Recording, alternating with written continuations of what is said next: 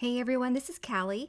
Welcome to the Waffle Flower blog hop. I'm so excited to be able to share a card video with you today. I know these are far and few in between with the time that I have and how many cards I have to make.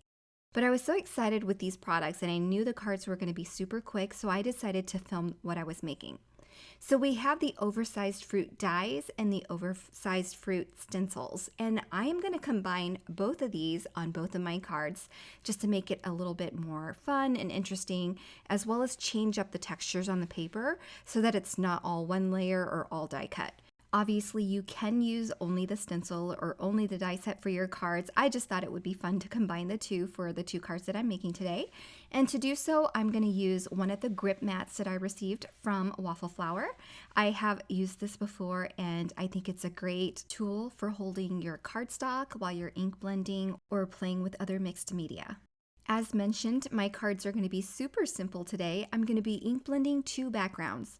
My first background here is for a strawberry card, and that little die that I just brought in from the oversized fruit dies is the strawberry foliage. So I'm just making sure that I get enough green area on this card. So strawberries aren't always fully red, right? And I always add a little bit of a green shade or yellow shade at the top of strawberries when I'm coloring.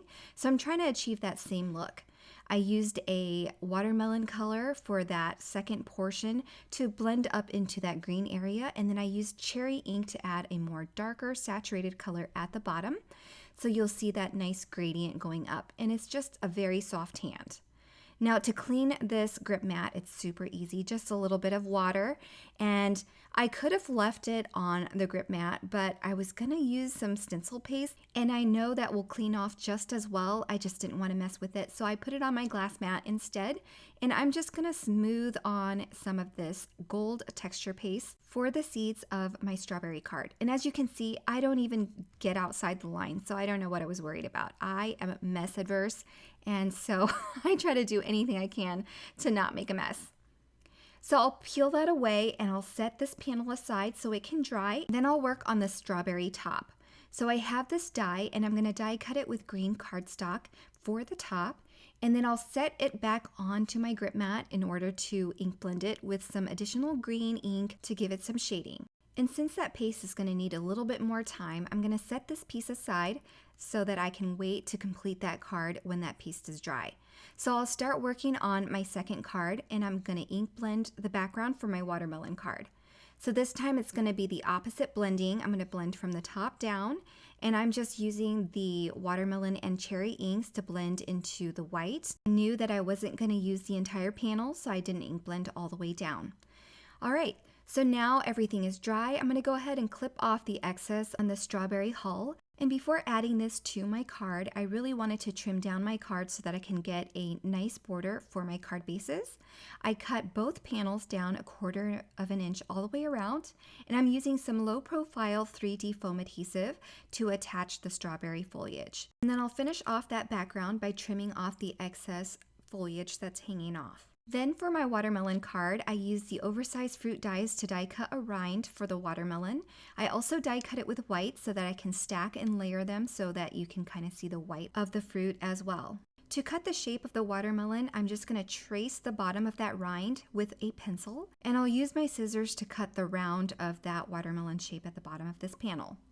Then I'll adhere my watermelon rind and trim off the excess overhang. I even contemplated cutting this watermelon into a triangle shape for a wedge, and I think that's a great idea for another card. I just wanted these two cards to kind of coordinate with a full A2 sized card, so I left it as is.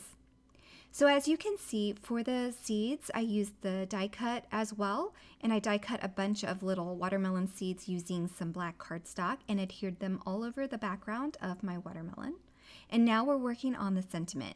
I used the oversized sweet dies for the strawberry card, just a simple black and white card, and then I'm going to use these easy sub sentiments that are provided that coordinate with the sweet set. They are pre-trimmed, so I just need to pop them out, and I cleaned up the sides and hid the white core of the paper with some black Copic marker, and then I'm just going to attach that to my card and attach the sweet sentiment as well.